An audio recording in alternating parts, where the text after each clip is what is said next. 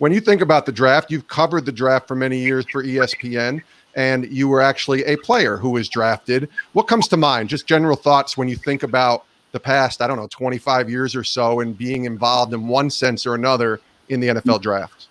Yeah, it's a special weekend because you have to put yourself in the shoes of the Brocks, myself, the other people, the Nates, Daniel, the other athlete, Matt Hasselback, that will be following me, and the thousands of other players been drafted. You got to go back to when they're 12 years old and they're playing catch in the backyard with their dad, and this is what they're dreaming of. They're out late at night running hills with their coach, and their legs are burning. They want to quit. This is what they're thinking about.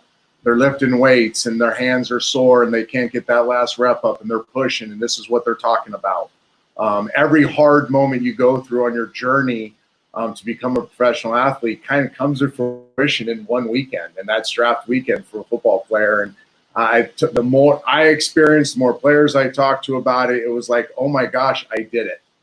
And think about that. I mean, think any young person out there that's dreaming of something big.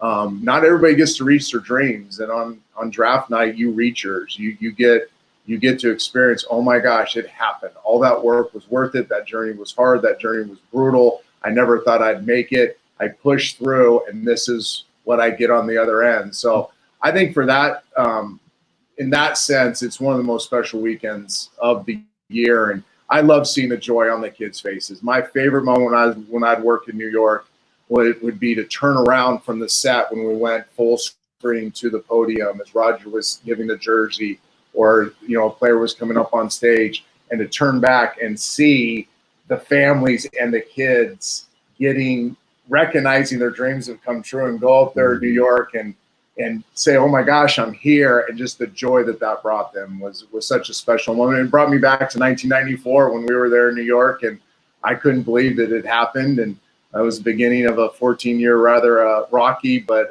joyous journey.